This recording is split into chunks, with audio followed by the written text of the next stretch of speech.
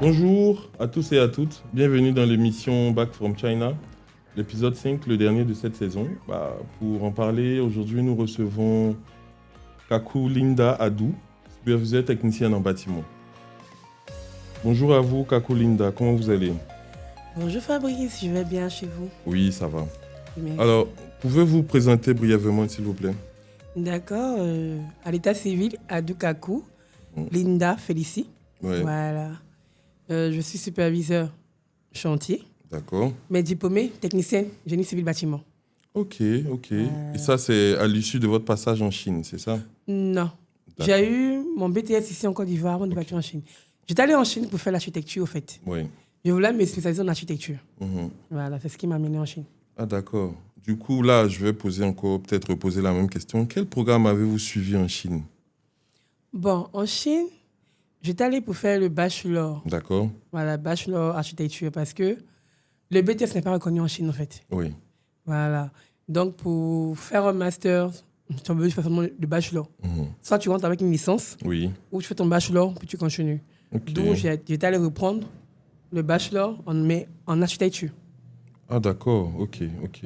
Du coup, dans quelle ville et dans quelle université étiez-vous? Ou votre province? J'étais à Oran, dans la Ok. province de Roubaix. Ok. Voilà.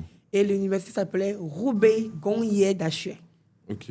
Ou encore en anglais, Roubaix University of Technology. Ah d'accord. Ok, d'accord. Alors, parlez-nous un peu de l'expérience académique. Pourquoi avez-vous choisi la Chine pour faire l'architecture? Bon, tout d'abord, la Chine, depuis toute petite, j'adore la Chine. Oui. En fait, d'autres pensent à États-Unis, France, mais bizarrement, moi, j'aimais plutôt bien la Chine. C'était mon pays de rêve.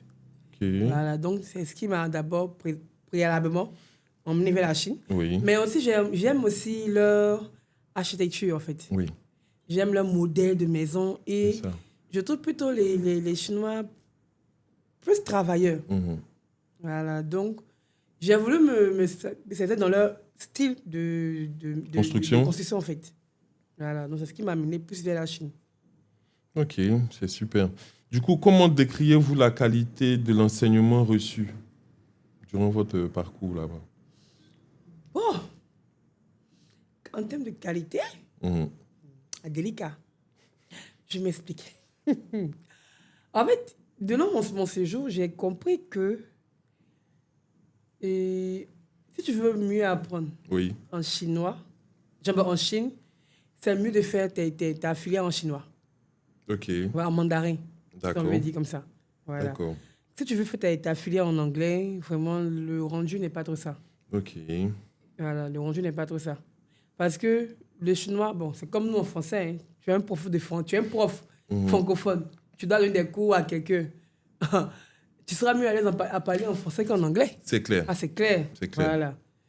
Donc, là-bas, c'est mieux de faire tes cours en chinois qu'en anglais. Ok. Alors, quelle différence avez-vous remarqué entre l'enseignement en Chine et celui de votre pays d'origine qui est la Côte d'Ivoire?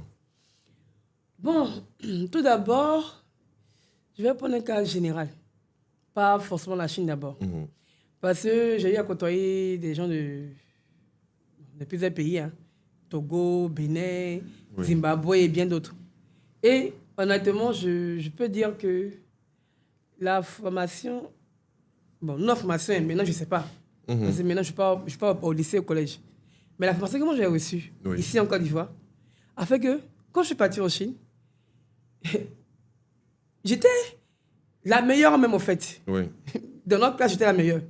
c'est clair. Jusqu'à même, je donnais des cours en maths à mes camarades de classe. Waouh, Oui, j'ai enseigné une amie togolais oui. et une amie zimbabwéenne en maths. C'est Et là, bien, mais ça. j'étais étonnée même de comprendre, de me rendre compte qu'au fait que ils n'avaient même pas vu même Certaines choses, ouais. ils n'avaient pas vu ce qu'on apprenait. J'ai dit, waouh. C'est vrai qu'ici, on se tape les 10 de moyenne, les 8 de moyenne. Mais quand tu vas à l'étranger, mais tu es comme un roi. Hein? C'est clair, c'est clair. Alors, nous allons passer à l'aspect vie étudiante et intégration culturelle. Dites-nous, comment s'est passée votre intégration culturelle, pardon, l'intégration à la culture chinoise, voilà. Bon, comme je le disais, la Chine, c'est un pays d'abord que j'aime. D'abord. Donc, j'étais déjà prédisposée à l'accepter. Ouais. Parce que toute chose, quand tu viens d'un endroit que tu es déjà calé dans la tête sur des principes, négatifs comme positifs, voilà, ça t'aide, quoi. C'est ça. Mais moi, comme j'étais venu de la manière améliorative, donc j'étais déjà à l'aise, naturellement. Okay. Maintenant, j'avais la grâce aussi d'être avec mon grand frère là-bas, que j'ai trouvé sur le terrain. Oui. Donc, il était un peu comme mon mentor. Voilà, c'est lui qui était mon protecteur. Voilà, donc, il me disait que, en fait, si, non, faut pas faire ça, comporte-toi comme ça. Donc, j'ai eu, bizarrement, en tout cas, la facilité pour l'intégration, en fait. Je me suis facilement intégré à la culture chinoise. Du coup, là, comment décrivez-vous la vie sur le campus? Vous étiez au campus, non? Ou... Oui, j'étais au campus. Comment vous décrivez la vie sur le campus?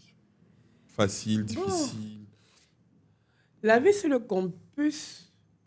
Bon, en tout cas, l'université, moi, j'étais... Parce que je ne sais pas si d'autres ont eu ces mêmes problèmes-là ou pas. Mais moi, on avait des heures pour rentrer. Ah ouais, ça c'est... Et le portail est bouclé. Voilà, tu n'as pas le droit à sortir. On disait, je crois, 22 heures, on bouclait le portail. Oui, 22 heures. Et même, on avait mis des empreintes même sur... Chaque étudiant? Oui, pour chaque étudiant sur... Genre, l'entrée même, parce qu'il y avait l'entrée de la cour, où il y a des bâtiments, et puis il y avait l'entrée du bâtiment encore. Donc, il y avait des empreintes partout. Wow. Voilà, donc ceux qui étaient censés être des nuits, genre ceux qui aimaient la vie de nuit. Oui. Parce qu'à 22 heures comme ça, là, quand tu mets, ça passe pas. Ouais, les AI, là, elles bloquaient. Ça passe pas. Donc, là, tu es obligé d'appeler quelqu'un à l'intérieur, ou même tu attends le matin pour rentrer. Ouais, c'est pas facile. Maintenant, ça, tu sors tôt, quand il veut te mettre déjà dehors. Et puis, ce matin, tu rentres. Donc, après ce côté-là, parce qu'il y a d'autres universités que je connais un peu, comme il y avait Ligon d'Achuet, et puis Ouda, eux comme ça là-bas, c'était free. Il n'y avait pas d'oreilles. Genre, il y avait des oreilles, mais il n'y avait pas de... Où on t'allait mettre empreinte, tout ça là. Ils avaient des concierges qui étaient là. Voilà. Quand tu viens, on se demande, si tu te sens pas que tu n'es pas étudiant ici, où tu t'en vas et tout. Voilà. Mais nous, chez nous, il n'y avait pas de concierge, mais il y avait des restrictions. C'est pas facile, hein. Mais bon, après ça, quel défi culturel avez-vous rencontré? Bon, le défi culturel que j'ai rencontré, c'était avec, je peux dire, une amie zimbabwéenne, Fatima, Keke Fatima. Elle, on peut dire, on est devenus comme des sœurs, des besties là-bas. Elle m'appelait comme une grande sœur, une petite sœur. Et c'était la barrière de langue qui était mon défi culturel avec elle. Parce qu'on devait communiquer comme des copines. Mais elle ne parle pas français. Moi aussi, mon anglais n'est pas trop ça. Et vraiment, à cause d'elle, je me suis améliorée en anglais. Ouais, c'est bon, c'est bien. Parce que, vraiment, c'était pas facile. Pour communiquer. Ouais. Mais c'est et bien puis, d'apprendre l'anglais quand même ici. Hein. Faut qu'on oui. Et puis, j'étais assez que il y avait un pote même zimbabwéen. Il me plaisait comme ça. Mais il parle anglais comme... Il a dit, comme là, après il a abandonné. Non, il n'y a pas d'avenir. C'était le lieu quand même d'améliorer votre anglais. Hein. Mais en fait, genre, quand lui, il me dit, genre, les anglais, tu vois, non? On parle Shona. Hey, Shona, il fait quoi, Shona? Il a dit non, c'est que non. Non. L'adaptation, c'est vraiment important, en fait. Oui. C'est bien. Avez-vous appris le mandarin? Oui. D'accord. Et comment cela vous a aidé? Bon, le mandarin m'a aidé à critiquer. D'accord. C'est un plus quand même, on va le dire. Voilà, je m'explique parce que mon frère et moi, on parle le mandarin. C'est vrai qu'actuellement, mon mandarin a un peu diminué vu que je ne le pratique plus. Mais grâce à lui, ça reste un peu. C'est pourquoi j'aime beaucoup regarder les films chinois. Parce que j'entends les sons, à cause des sons et autres. La tonalité, les accents, oui. Donc ça m'aide beaucoup. Donc mon frère et moi, en tout cas, quand on se retrouve dans un milieu, même actuellement, on se retrouve dans un milieu de noirs, où on sait que personne n'est pas chinois, c'est chinois on parle. Tranquille. C'est le mandarin on parle. C'est clair que personne ne va comprendre. Ça c'est bien. Voilà. Alors, nous abordons l'aspect opportunités académiques et professionnelles. Quel type d'opportunités académiques la Chine offre-t-elle aux étudiants étrangers? Dites-nous. Bon, les opportunités académiques, je peux dire qu'on va parler en termes de filière choisie. Oui. Voilà, parce que, comme je le disais au préalable, j'avais mon prof de PI, de Physical Education, à qui je sautais souvent. qui, elle, voulait que moi je reste en Chine. Bon, c'était mon désir, hein. Voilà. Mais je ne voulais pas lui faire comprendre ça. Ok. Donc, dans nos échanges, différents échanges, elle m'a fait comprendre que si moi je dois rester en Chine, je devais changer de filière. Je lui ai dit comment ça? Elle dit non, parce que la filière que j'ai choisie, l'architecture, je ne pourrais pas travailler en Chine. Wow. Je lui ai dit, ah bon, elle m'a dit oui, que honnêtement, je te dis la vérité. La médecine et l'architecture, genre génie civil et autres, c'est des différentes filières on ne prend pas d'étrangers pour travailler ici. Ok. Donc, si je veux rester, de changer, elle aimerait bien que je reste. Non, c'est pas le possible que je puisse changer ma filière. Je lui ai dit, honnêtement, filière, ça, il ne peut pas changer. Ah ouais. C'est mon cœur qui est là, c'est ma vie. C'est ça, en fait. Il s'agit là du retour à Abidjan, en Côte d'Ivoire. Mais je t'assure, ça m'a fait un boum, hein. Dans mon cœur, là, il dit, donc, c'est qu'il y a l'ailleurs. Ah ouais. Et dans notre pays, pour aller travailler là-bas, dans la foutaise. Mais par contre, j'ai des amis qui ont fait l'informatique, qui ont fait... les gars qui travaillent à Huawei, là, les filières, là, comment on appelle ça? Télécommunications, les trucs comme ça. Comme ça, facilement, ils travaillent en Chine. Ouais. Ceux qui ont fait le marketing et autres, ils travaillent en Chine, sans problème. Même football. J'ai des amis, il y a des amis footballeurs là-bas qui jouent dans des équipes de football. Tranquille. Mais j'ai été déçu de savoir que moi, ma filière, même si je finis, je vais retourner dans mon pays pour travailler.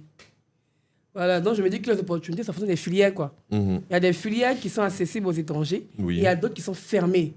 Parce qu'il y a des secrets qu'on ne va pas te donner, au fait. C'est clair. D'accord. C'est bien de nous signifier cela. Ça permettra aussi à nos petits frères qui veulent y aller de comprendre que y a plein d'autres filières à faire que des filières qui sont vraiment strictement, en termes d'employabilité, après l'obtention du diplôme, strictement réservées qu'aux Chinois, en fait. Voilà, c'est bien de préciser ça. Dites-nous, avez-vous participé à des stages de recherche de conférences en Chine? Des conférences ou des stages? Non. Pas du tout? Non, pas du tout. Ok. Alors, comment votre formation en Chine a-t-elle impacté votre carrière actuelle? Bon, je ne peux pas dire vraiment que ça a impacté à 100%. Mais en termes de dessin, ça m'a un peu ouvert un peu l'esprit. Ok. Voilà, parce que là-bas, quand on a commencé les cours, bon, normalement, j'ai fait pratiquement 2 ans. Ok. Voilà, c'était ma 3e année que je suis rentrée. Donc, je n'ai pas vraiment continué mon bachelor là-bas. Ok. Et quand on a commencé les cours réellement d'architecture en 2e année, ça, genre, on dessinait beaucoup à la main. Oui. Voilà, les sketchs, on fait à la main. Ok. On ne faisait pas dans l'ordinateur. Ici, on t'apprenait à l'ordinateur. C'est vrai qu'ici, on nous apprenait à la main, mais c'était juste comment renseigner le cadre, genre où on doit mettre le nom, le numéro dedans. Voilà, c'était ça, on nous apprenait à dessin. Or, là-bas, on nous apprenait plutôt à dessiner à la main avant de dire que tu vas reproduire sur l'ordinateur. Waouh. Donc, c'est ce petit côté-là qui m'a plu, au fait. Ok. Donc, c'est quand même, ça a impacté votre carrière, qu'aujourd'hui, vous arrivez à faire des dessins à main levée, sans toutefois vous servir de l'ordi. Non, mais ici même, c'est ordinateur. Quand même, il faut vous démarquer aussi. Non, mais les gens ne cherchent pas même à voir même ta main là même. C'est ça le problème, en fait. Il attend le plan, le mec. C'est le plan, c'est 3D, lui, qui l'intéresse. Ah, d'accord, ouais, les Ivoiriens. Il veut voir la finalité, genre la vidéo, tu vas montrer. Non, voilà, c'est tout. C'est notre particularité. Voilà. On aime, comme on le dit, chap. Eux, là-bas, ils aiment la perfection. L'artisanat. Ils aiment des petits trucs comme ça, traditionnalistes. Là. Ouais. Nous, on est des modernes. On gagne du temps. C'est ça. Du coup, la Chine offre-t-elle aujourd'hui des opportunités aux diplômés africains, selon vous? Est-ce que vous connaissez des diplômés qui sont restés bosser, créer leur business, voilà. Bon, voilà, sur ce volet, je peux dire que oui. En termes de business, la Chine offre des opportunités. Ok. Voilà, je connais beaucoup qui ont fait les histoires de business, marketing et autres, qui sont restés beaucoup en Chine. Ils ont ouvert l'entreprise, soit associés à des Chinois, soit ils ont marié des Chinoises, donc associés à leurs femmes. Voilà. Parce que là-bas, honnêtement, si tu n'es pas marié à une Chinoise, même si tu n'es pas associé à un Chinois, tu ne peux pas travailler, genre, créer ton business. Parce que les taxes sont... Aïe, ça, c'est énorme. On passe sur l'aspect réseau, alumni et collaboration. Quelle importance vous avez eu à voir sur le réseau des alumni en Chine, même avec les Chinois et avec les Ivoiriens? Moi, honnêtement, quand je suis arrivée, Mhm. hormis le sec de mon frère, je marchais les Camerounais. Ok. Voilà, en fait, je marchais plus les Camerounais, les Congolais. Voilà. On peut dire, mon deuxième semestre, j'ai commencé à côtoyer les Ivoiriens, les autres écoles et tout ça. Et ça, mais c'est parce que même ils m'ont vu en boîte de nuit. Hein. Ah. C'est parce qu'ils m'ont vu en boîte de nuit, sinon, personne même savait qu'ils étaient là. Ok. En fait ce qui était marrant, Ouais. tout le monde savait que la sœur, genre la petite sœur du Grando venait. Mhm. Mais c'est qui? On la connaît pas. Parce qu'il a dit, personne ne connaîtra ma petite sœur. Ouais. Personne ne s'approche de ma petite sœur. Que vous Il a êtes été tous des ferme. salauds. Donc, à cause de l'interdiction qu'il a mise, ça a mis plutôt la curiosité, ça a animé la curiosité chez les gens. C'est clair. Mais personne ne savait. On dit, ah, la sœur de temps est arrivée. Mais c'est qui? Ouais. Et c'est une fois en boîte. Moi, je savais pas que c'était des Ivoiriens. En dansant, puis ma copine me dit, mais tes frères là-bas. Il dit, quel frère ça? Et puis, il y a qui est passé, puis son accent.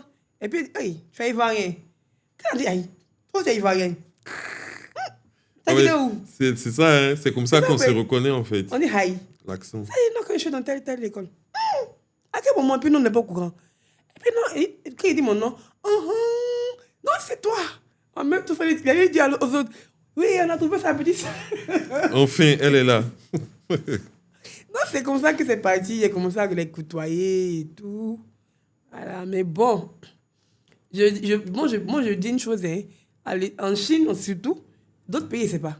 Ouais. Mais en Chine, surtout, j'ai vraiment été déçu de mes frères ivoiriens. D'accord. Voilà. C'est bien de le signifier. J'ai été grandement déçu de mes frères ivoiriens. Mhm. Ce qui faisait que j'avais une petite série d'amis ivoiriens qui marchaient. Oui. Mais hormis eux, j'étais plus avec les Congolais, les Camerounais. Ouais. Parce que j'ai eu un problème là-bas, de visa, Oui. où je devais changer d'école. Oui. Où je donnais une bourse qui, malheureusement, la bourse n'a pas marché. Oui. Mais la Chinoise a fait le retour à la dernière minute. Notamment, j'avais dit à rassurer mes parents pour leur dire non, cette année, la scolarité, c'est déjà. Ça veut dire l'argent pour compléter pour la bourse. C'est ça. Et quand la Chinoise m'a fait signe à une semaine de la fin de mon visa, c'est pas une semaine que par elle m'a envoyé l'argent. C'était coincé. Ouais. Donc, l'école où je devais partir, où j'étais déjà arrivé, même c'était à Ningbo. Quand je suis arrivé là-bas, je suis allé les voir. J'étais aidé même par un Ivoirien. Même. Ah ouais, tu peux le Voilà. dire. Hein. C'est toi. Ouais. C'est toi même qui m'a aidé dans mes courses. C'est ça. On a défilé tous les jours à l'école. Ouais. À l'école, où on nous a dit quoi? Non, faut payer, non. Maintenant, l'argent arrive, on arrive à l'administration. Non, on va payer à la banque. Maintenant, on vient le reçu. On nous dit non, le visa n'est pas de la ville. De retourner à Roubaix, précisément à Ouran, pour renouveler le visa avant de revenir chez eux. Attends, mon argent est déjà dans leur banque. Ça n'a pas été vraiment gentil venant de... Ah. Et figure-toi, rappelle-toi, c'est un Congolais qui m'a accompagné. Oui. Et Marvin. Marvin, oui. C'est Marvin qui m'a accompagné. Qui avait probablement un mois avec moi à Ouran. Tellement j'avais peur, au fait. Ouais, Et ce qui m'a fait mal, la période, j'avais appelé des vieux pères de la... Les dévanciers. Des dévanciers qui pouvaient aider. Aînés, Mais des propos qui m'ont fait comprendre, j'ai compris que, mais attends, comment vous, d'être dévancé, votre soeur est dans des difficultés, elle vous dit tête, et puis en fait, vous mettez vos intérêts personnels avant, un intérêt, je peux dire, bon, humanitaire. Ouais. Vraiment, c'était déplorable, en fait. C'est clair. Et après ça, moi, j'ai coupé les ponts. J'ai dit, mais attends, c'est quelle association on parle? Association, non, c'est pour aider, mais c'est que dalle. Ouais. C'est bien dommage. C'est dommage, en fait. Pourtant, c'est vraiment à l'étranger qu'il faut se serrer les mains, se serrer les coudes pour pouvoir s'entraider. Et je t'assure que je voyais les autres communautés, les Maliens surtout, Ouais. Même et les Sénégalais, les Congo de Brazzaville. Non, en fait, quand tu les vois solidaires entre eux, mais c'était ça intéressant. fait plaisir, en fait. Ouais. Mais les Camerounais, les Ivoiriens, vraiment, c'est compliqué. Hein. On est cousins, mais on dirait cousins dans le mauvais comme dans le bon aussi. Hein. Vraiment. Du coup, là, ce réseau ne vous a pas aidé, en fait. Non, pas du tout. Alors, là, qu'est-ce que vous pouvez dire pour les nouveaux étudiants qui sont intéressés à aller étudier en Chine sur ce réseau-là? Bon, peut-être que la mentalité des nouveaux va changer. Ok. Parce qu'on évolue, hein. Toujours, ouais. Voilà, on évolue. Donc, peut-être qu'ils vont tomber sur de bonnes personnes qui vont les aider et tout. Parce que, bon, mine de rien, on ne peut pas toujours dire des mauvaises personnes, il y a toujours des bonnes personnes quand même aussi. Toujours. Voilà. Donc, je peux leur dire, donc, à faire même l'expérience. Oui. Voilà. Ils essaient d'appartenir, ils observent. Si ça les arrange, ils restent. Si ça ne les arrange pas, bon, ils se retirent, quoi. Ok. Ça, c'est vraiment bien de le dire parce que chacun fait son expérience en toute chose. Donc, partant de leur expérience, ils pourront, je dirais, changer les choses ou même améliorer ou même laisser telles qu'elles seront. C'est bien de préciser ça. Là, on aborde l'aspect compétences acquises. Quelles sont les compétences que vous avez acquises en Chine? D'accord. Donc, généralement, je peux dire que la Chine m'a permis de me découvrir. Super. Voilà, ça m'a permis d'apprendre à moi-même me connaître. Donc, un développement personnel. Voilà, parce que, mine de rien, étant ici, j'étais un peu dit couvée par les parents. Ouais. Donc, je ne voyais pas, en fait, la vraie vie en général. Et en fait, aujourd'hui, je peux dire que la Chine m'a aidé à me développer, à me sortir des problèmes toute seule. Oui. Sans compter sur papa, sans compter sur maman. Ça, c'est bien. Parce que quand tu te retrouves seul dans un pays étranger, ton visa expire. Tu sais que si on t'attrape, on te rapatrie. Ou même on te met en prison. Là, tu as gros cœur. Ouais, c'est clair. Gros cœur né en toi. Tu développes d'autres facultés. En fait, tu grandis sans te rendre compte, en fait. Oui. La responsabilité s'impose là. Je t'assure que la Chine m'a aidé à devenir responsable. Ça m'a permis de me responsabiliser, de grandir, en fait. Et pour ça, je leur dis merci. Et ça m'a permis d'ouvrir mon esprit sur d'autres cultures. Aujourd'hui, la mentalité que j'avais quand j'étais encore ici n'est pas pareille que maintenant. Super. Alors, parlez-nous un peu des défis et solutions. Quels ont été vos plus grands défis en tant qu'étudiant étranger en Chine? Pour ne pas dire étudiante étrangère en Chine. D'accord. Selon moi, je peux dire que c'est la finance. Ok. Voilà, parce que, mine de rien, ma filière en Chine n'était pas vraiment aisée. Pas du tout. La scolarité était un peu énorme. Et sans bourse, c'était un peu compliqué. Ouais. Surtout quand vous êtes peut-être 2003 à l'étranger, vraiment, ça pèse sur les parents. Il y avait côté finance et côté exigence de visa. Oui. Et puis les Chinois n'étaient pas vraiment doux avec les oversize. C'est la rigueur. Parce que voilà, ton visa expire, on peut te mettre en prison. Hein, oui. Et puis on t'expédie après. Voilà, donc il y avait ça. Le côté visa, le côté travail. Oui. Parce que étant étudiant, tu ne peux pas travailler. Non.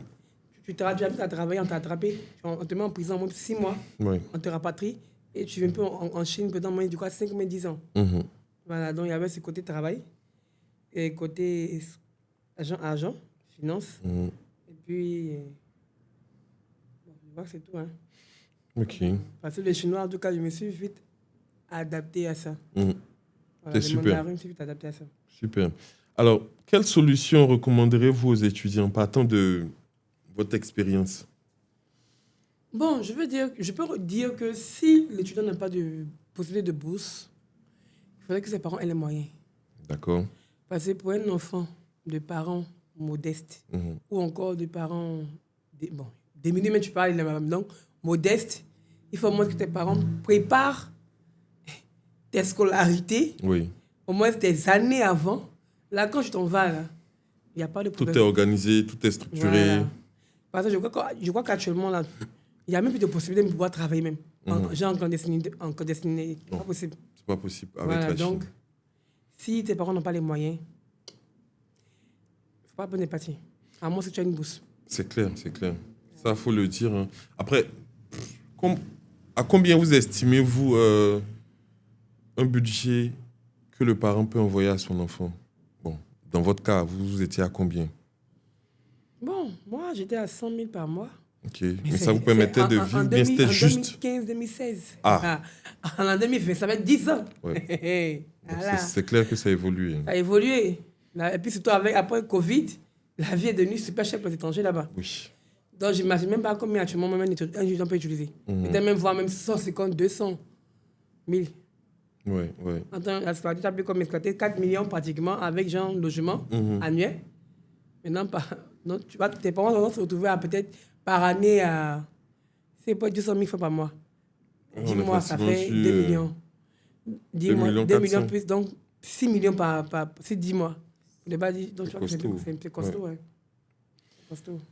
Bon, ça, c'est quand même une sorte de conseil que vous donnez. J'allais rajouter. Quel conseil donneriez-vous aux étudiants qui veulent aller étudier en Chine? Non, c'est ça, je disais, s'ils veulent aller étudier en Chine, Oui. que les parents se préparent financièrement. OK. Voilà. Qu'ils soient financièrement bien préparés avant de partir. Pour éviter de se retrouver avec peut-être des histoires de visa. C'est clair. Ou encore se retrouver à ne pas manger. Parce que maintenant, on ne peut plus travailler là-bas. Non. Voilà. On ne peut plus, donc. C'est serré. Ouais, c'est pas clair. comme nous, on s'est caché pour travailler. Ah non, c'est vraiment serré. Après, quel piège il doit éviter l'étudiant qui veut aller étudier en Chine? Les mauvaises fréquentations. D'accord. Parce que honnêtement, quand tu te retrouves dans un pays où tu n'as plus d'ordre parental, tu as la liberté, si tu n'es pas habitué à cette liberté de ton pays, si tu n'es pas mature même en fait, et que tu pars pendant de 18 ans, 19 ans, tu es facilement maniable. Donc, les mauvaises fréquentations, il doit éviter. OK. Parce que ça peut l'amener facilement à la drogue, à la dépendance à l'alcool. Parce que là-bas, l'alcool est tellement moins cher que... Ah, c'est ça. Tu t'amuses pas. C'est même pourquoi même tu es venu. Tu vas te perdre. Tu vas oublier. Ouais. Ça, c'est clair. C'est ce qui fatigue beaucoup les anglophones, surtout les Zimbabwéens et les Sud-Africains. Parce que là-bas, l'alcool est tellement moins cher. Nous, les francophones, c'est une certaine éducation de nos parents qui fait que il y a des limites qu'on se donne. C'est ça. Voilà. On s'impose des limites. Or, les anglophones, cette limite qu'on se pose, ils n'ont pas ça. Ah non. À moins d'avoir des parents stricts comme nous, nos parents. Ouais. Donc, quand c'est comme ça, les gars finissent alcooliques, quoi. Bah ouais, ça c'est clair. Ouf, j'en ai vu beaucoup. Hein. Oui, et moi, dans mon université, il y a 2 mecs qui sont morts de cirrhose de foie. Des enfants. Des Zimbabwéens, des enfants. Découvre l'alcool, allez, ils se laissent aller. Tous les jours dedans. Finalement, tu n'étudies plus. Ouais. Tu vas en classe, mais tu es là, tu es dors. Pour ça, tu les quiz, tu finis, tu t'en vas. Alors que tu es venu pour étudier. Pour avoir un diplôme avec la rendre matière. fiers tes parents pour les dépenses qu'ils font. C'est bien dommage. Donc, dit la mauvaise fréquentation, quoi. Elle a mis l'accent là-dessus, hein, j'insiste. Pensez à vos parents que vous laissez ici, en tout cas. Effectivement. Hein. Sur l'aspect vision de l'avenir, comment voyez-vous l'évolution des opportunités entre la Chine et la Côte d'Ivoire ou l'Afrique dans les années à venir? Bon, je peux dire que coopération Chine-Côte d'Ivoire, la Chine a quand même des trucs à apporter en termes de tourisme. D'accord. Voilà, parce que j'ai eu, en tout cas par la grâce d'un boulot, à faire moins 2 jours dans pratiquement toute la Chine. Oui. Donc, ça m'a permis de rencontrer des sites vraiment touristiques qui sont vraiment agréables à visiter, à voir. C'est beau. Voilà. En matière de business aussi, ils ont des opportunités que nous, les Africains, on peut exploiter. Très bien. Voilà. Mais dire que la Chine doit venir travailler en Côte d'Ivoire ici, ça sera un peu compliqué dans ce domaine-là. Parce que les Chinois sont très ping. En matière d'argent, ils sont très ping. Ah, ça, c'est une vérité. Hein. Voilà. Donc... Ça ne sort pas. Le main ne sort pas. Hein. Les mains ne sortent pas. C'est qui fait que quand je suis arrivé, quand on me parlait de traduction et autres, là, j'ai dit non, moi, je ne fais pas. Ah, ça, c'est... Parce qu'il dit, il peut pas si c'est là-bas, là, il peut travailler pour eux. Mais ici, là, non. Vous faites partie des personnes qui ont refusé quand même, de faire la traduction, l'interprète. C'est bien. Parce que, étant là-bas, là, je sais que là-bas, tu as l'âge. Vu que tu es étranger, on te paye bien pour t'attraper. Oui. Mais ici, ils s'en foutent de toi. Si tu veux pas, il y a d'autres qui vont venir. Ouais. Non, moi, je dis que honnêtement, la collaboration sera meilleure pour nous qui allons vers eux. D'accord. Pour eux qui viennent vers nous, c'est pas bon. Ok. Ouais. Du coup, est-ce que vous pourrez recommander la Chine comme destination académique? De quelle filière? Peu importe. Comme je dis toujours, ce n'est pas des filières. Bachelor, doctorat, PhD. Non, je ne parle pas des filières. Master. Pas des matières, pas des niveaux. Peu importe la filière. En matière de filière,